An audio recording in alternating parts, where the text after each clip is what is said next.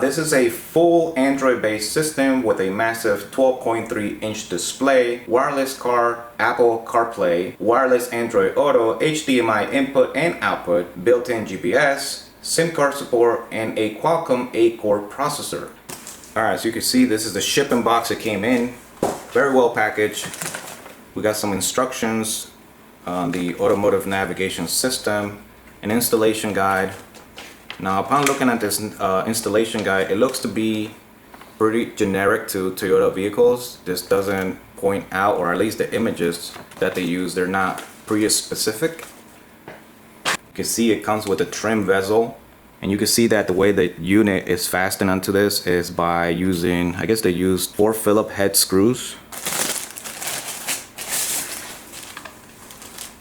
The rest of the unit itself, along with all the ports in the back, we have, I guess, a microphone, I guess from male to female USB cord, the entire harness here. We also have, this is a 4G antenna, I believe. And we have another antenna, and I don't know what this one is.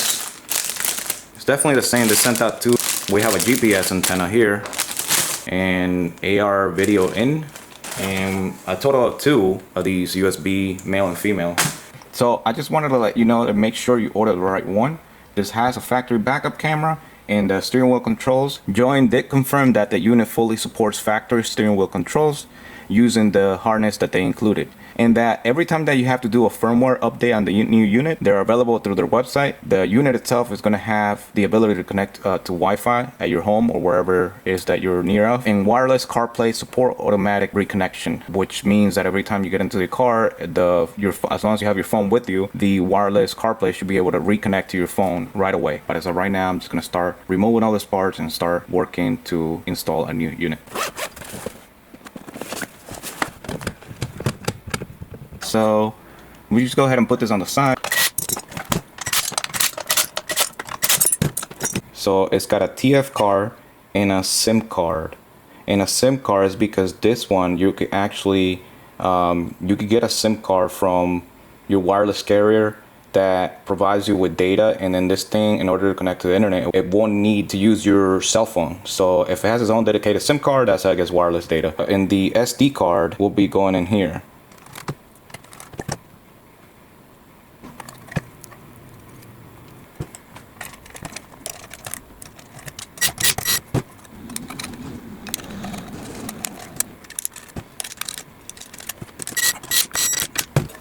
This screen right here, it's already screwed in to this big trim bezel piece.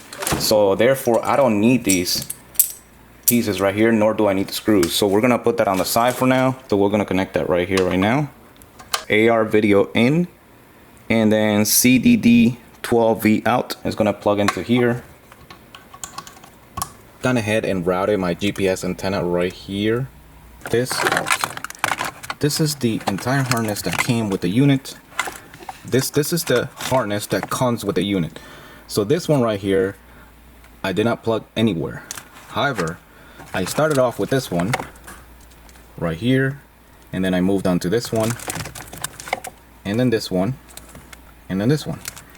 Then you have this one right here. So I have 1 and 2 male camera wires that are labeled camera. This one right here and this one right here.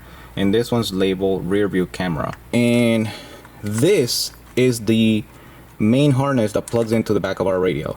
Wi-Fi 6, 5G. So I'm gonna go right in here where it says Wi-Fi 5G. All right, so now let's plug in the main harness. That'll be this one right here. Again, make sure you hear that click. I'm gonna proceed with the radio antenna. That's 2. Now this one will be the video camera male side to the female side. This one, this will plug into here. Okay, we have power.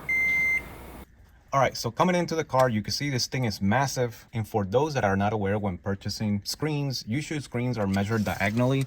So diagonally measuring this thing is about 13.5 inches. Okay, and then we're gonna power back up. And you can see the unit starts up fast too, but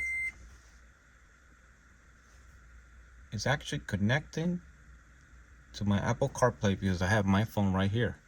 So now this is the main menu of the Apple CarPlay. So you scroll down and just click that home icon, and this is where it's gonna bring you. So it's gonna bring you to your default widgets section. It's user preference. You can actually change the themes on this however you like. But if you wanted to drag, I have YouTube here, and if you want to make that bigger and just have two widgets, you could do that. The YouTube main homepage, and if you wanted to just play a video, let's play a video here. So here we have, these are the cables, and here's the jump starter itself. A typical YouTube video. Weight very much. Comes with a built-in LED light, and let's see if it comes charged up. That's full size screen. 82%. Now inside the box you do get the these, I would call this heavy duty. These are heavy duty jumper cables.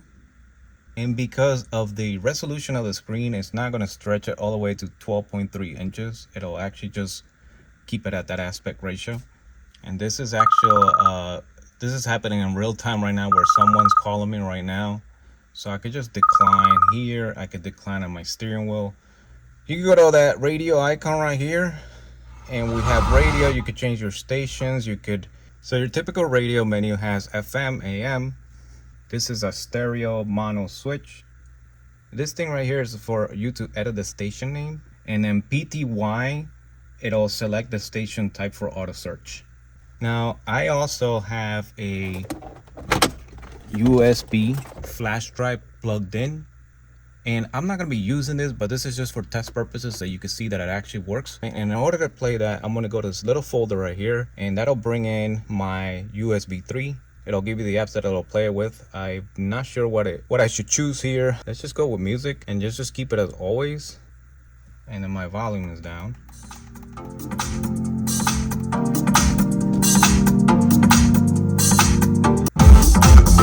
So you can see, again, the sound quality is so amazing. It's like we have another track.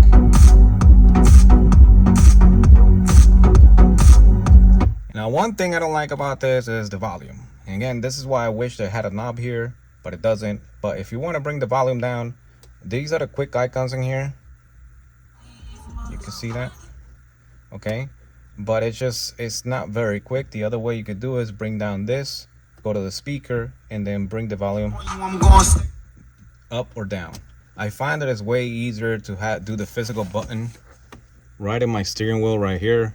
I'm closing the driver's door and a little car appears, but if I open up the door, you can see the actual door shows that it's open. And if I open the passenger door as well, you can see both doors are open now. YouTube just works just like it works on your phone. It's actually, if you want to tinker around with YouTube and watch YouTube videos on here, it's pretty cool. It works just like if you're watching it on a tablet. You get the USB charging cord. When it comes to installing the radio itself, it's not very hard.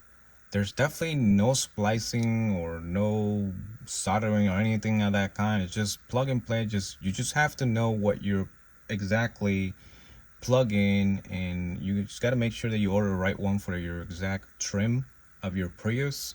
Again, the unit does not disappoint at all. Everything you do through it, you open an app and you could get back out of it if you want, and it just works flawlessly. I don't have any complaints about the actual performance of it. However, when it comes to the user interface and user experience, I think it could use a lot of improvement. And one of the things right here from the very homepage, when we're using these widgets, these things right here, in order to make this wider, smaller, like if I mess with it within 5 times, like 3 out of 5 times, I'll end up touching something that I'm not supposed to be touching. Might just be me that I need to get used to it, but that's the thing. This thing right here is pretty cool because it actually shows the car moving. Even though it's not a Prius, the speedometer is very accurate. It's actually off by 1 mile per hour, but that's it. As far as that is almost to the dot accurate. I could see myself driving 3 to 4 hours without actually being bored, because this thing,